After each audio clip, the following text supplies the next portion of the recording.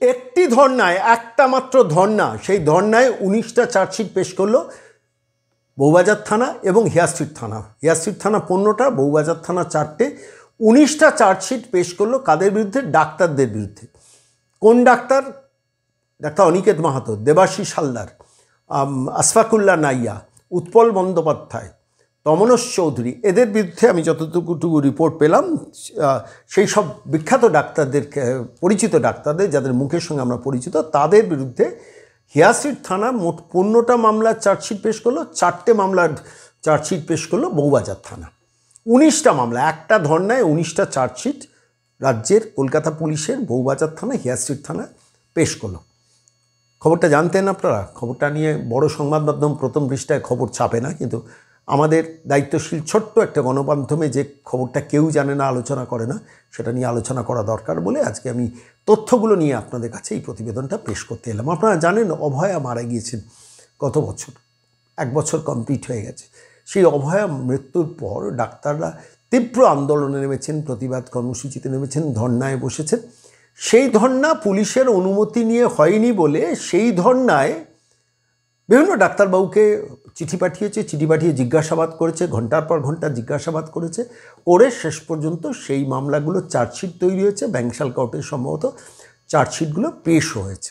Hair street থানা 15টা chargesheet দিয়েছে, বউবাজার থানা 4টি চার্জশিট দিয়েছে। বিশাল কাজ করেছে, মানে মারাত্মক একটা কাজ করে ফেলেছে হেয়ার স্ট্রিট থানা আর বউবাজার থানা। আমি আজকে এই ঘটনাটা কেন আপনাদের বলতে এলাম জানেন? সবথেকে ইন্টারেস্টিং, ব্যাংশাল কোর্টে যখন এই চার্জশিটটা পেশ করেছে হেয়ার স্ট্রিট থানা এবং বউবাজার থানা, এই ডাক্তারবাবুদের কীভাবে দেখিয়েছে জানেন? পলাতক। ডাক্তার অনিকেত মাহাতো নাকি পলাতক, ডাক্তার দেবাশিস হালদার নাকি পলাতক, ডাক্তার আশফাকুল্লাহ নাইয়া তিনি পলাতক, ডাক্তার তমনোজ চৌধুরী তিনি কি পলাতক, ডাক্তার উৎপল বন্দ্যোপাধ্যায় তিনি নাকি পলাতক। এরা প্রত্যেকে সরকারি ডাক্তার, কিন্তু আমি উৎপলবাবুর ব্যাপারটা জানি না, সিনিয়র ডাক্তার, কিন্তু তমনোজ চৌধুরী সরকারি হাসপাতালে চাকরি করছেন, উত্তরবঙ্গে তাকে ট্রান্সফার করে দিয়েছেন। অনিকেত মাহাতো তিনি, তাকে আরজি করে জয়েন করতে দেওয়া হচ্ছে না, তিনি স্বাস্থ্য ভবনে সম্প্রতি গিয়েছেন, আদালতের রায় নিয়ে গেছেন, সেটা নিয়ে পাল্টা মামলা করেছেন। সকাল দুপুর বিকেল আদালত, স্বাস্থ্য ভবন আরজিকর করছেন। অনিকেত মাহাতো তিনি নাকি পলাতক। দেবাশিস হালদার তিনি সম্ভবত হাওড়ার কোনো একটা হসপিটালে ট্রান্সফার হয়েছেন বা কোথাও, সেখানে চাকরি করছেন, সরকারি হাসপাতালে চাকরি করছেন। আশফাকুল্লাহ নাইয়া সরকারি হাসপাতালে চাকরি করছেন। তারা নাকি বউবাজার থানায়, হেয়ার স্ট্রিট থানা খুঁজেই পাচ্ছে না। কী বীরপঙ্গু পুলিশ দেখুন! আমি ভাবছি এই 19 জন ডাক্তারকে, এই 19 জন না, একাধিক ডাক্তারকে পলাতক দেখিয়ে 19খানা চার্জশিট দিচ্ছে। আমি এই ঘটনাটা 3টে দিক আপনাদের ছোট্ট ছোট্ট করে বলবো, যেটা নিয়ে আনন্দবাজার সর্বাধিক প্রচারিত শতবর্ষ প্রাচীন দৈনিক প্রশ্ন করে না, কিন্তু আমরা তো নিরন্তর প্রশ্ন করি। আমরা প্রশ্ন করি তথ্য দিয়ে, তথ্যের ওপর ভিত্তি করে। যে কথা বাংলা সংবাদ মাধ্যমের, ইলেকট্রনিক্স মিডিয়ার ঘন্টার পর ঘন্টায় আলোচনা থাকা উচিত, যে বিষয়টা নিয়ে সংবাদপত্রের প্রথম পৃষ্ঠায় খবর করা উচিত, তারা আড়াল করে খবরটাকে, কিন্তু আমরা তো প্রকাশ্যে নিয়ে আসি। দেখুন 3টে দিক। প্রথম কথা হচ্ছে যে টাইমটা নষ্ট হলো হেয়ার স্ট্রিট থানা এবং বউবাজার থানার এই এন্টায়ার চার্জশিট সাজাতে গত 1 বছর ধরে পরিশ্রম করতে প্রচুর টাইম গেল। এই যে পুলিশ অফিসাররা কার টাকায় মাইনে পায়? আমার আপনার টাকা ট্যাক্সে মাইনে পায়। তারা অপরাধী ধরবে, তারা দাগি ক্রিমিনালদের ধরবে, নটোরিয়াস এলিমেন্টদের ধরবে, না এই ফেক কেসগুলোকে সাজায়? আমি ধরে নিলাম তর্কের খাতিরে এই কেসটা কি খুব জেনুইন কেস। যাই হোক, তারা কেন ধর্ণা দিয়েছেন, কেন পুলিশের কথা মানেননি, সেই জন্য তাদের বিরুদ্ধে কেস দিয়েছেন, এবং সেই কেস দিয়ে চার্জশিট দিয়ে দিলেন। ভাবুন, চার্জশিট পেশ হয়ে গেল। একটা মামলার প্রথমে তাদের ডাকা হয়, তাদের শুনানি হয়, তারপর সেই শুনানির পর কেস ডায়েরি তৈরি করা, মানে কেস ডায়েরি আগে থাকে, তারপর পুরো ব্যাপারটাকে সাজাতে হয়, তারপরে গিয়ে কোর্টে গিয়ে শেষ পর্যন্ত চার্জশিটটা প্রেস করতে হয়। এই হচ্ছে প্রসেস। তো 19টা চার্জশিট প্রেস হয়ে গেল।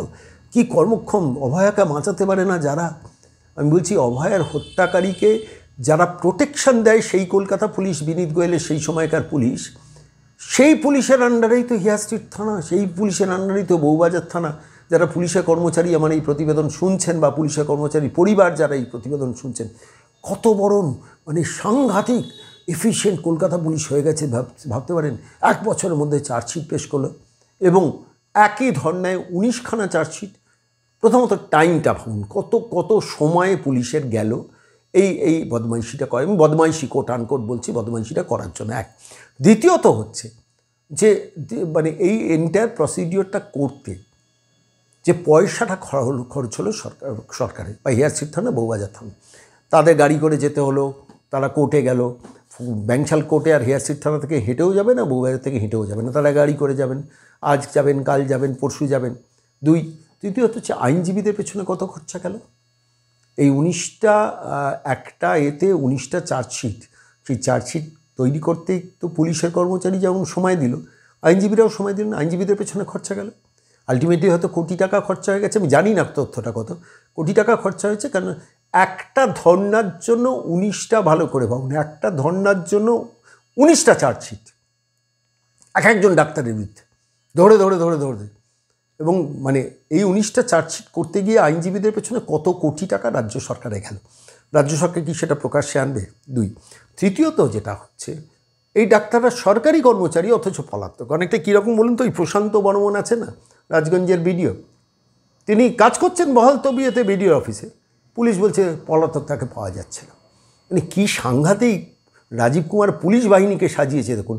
সরকারি ডাক্তার, তারা সরকারি অফিসে রুগী অ্যাটেন্ড করছেন, রেজিস্টারে সই করছেন, বায়োমেট্রিক হয়তো টেস্ট করেও এতে হসপিটালে ঢুকছেন, আর সেই ডাক্তাররা নাকি পুলিশের খাতায় পলাতক। কি বলবেন? আমি বলছি, যে মমতা বন্দ্যোপাধ্যায় রাজীব কুমারকে দিয়ে যে লেভেলে পুলিশের এফিসিয়েন্সিটাকে নামিয়েছেন, এই ধরনের এই পুলিশের কর্মচারী তারাও তো নিজেদের মধ্যে ঠাট্টা মশকরা করছেন। হিয়ারশিট থানা তো সেই থানা যেখানে আমাকে 3.25 ঘন্টা জিজ্ঞাসাবাদ করা হয়েছিল, আপনি কেন ফেসবুক পোস্ট করেছেন।